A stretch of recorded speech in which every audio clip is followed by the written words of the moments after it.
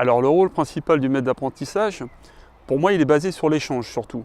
C'est de pouvoir partager avec l'apprenti nos connaissances techniques et puis aussi de permettre à l'apprenti d'exprimer son point de vue technique ou son point de vue sur un projet futur. Pour être un bon maître d'apprentissage, il faut avoir beaucoup de patience. Il faut savoir écouter son apprenti. Je pense qu'il ne faut pas avoir d'a priori. Ce que j'apprécie dans l'apprentissage, c'est la volonté de transmettre. Il faut beaucoup de dialogue et de disponibilité.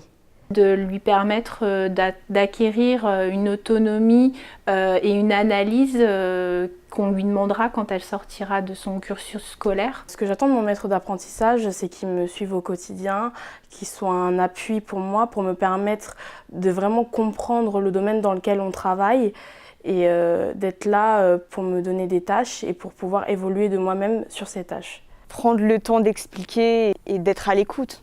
On discute beaucoup des enfants, des points faibles comme des points forts. Elle me donne la responsabilité, elle m'apporte sa confiance.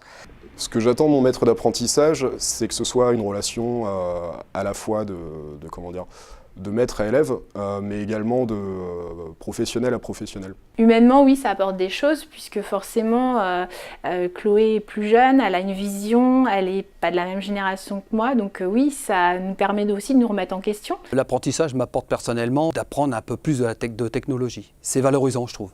Le fait de sentir qu'on est utile à quelqu'un, je pense que ça fait du bien.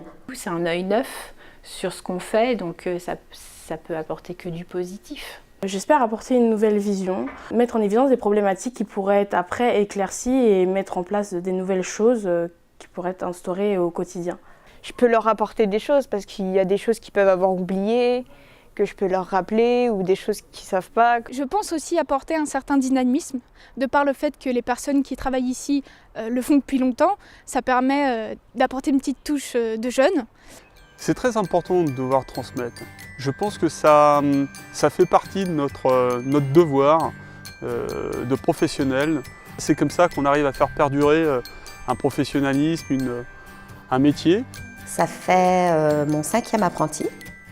Et donc, plus les années passent et plus j'apprécie. On ne perd pas son temps à former un apprenti. Non, pas du tout. Il faudrait qu'il y en ait plus que ça à la ville.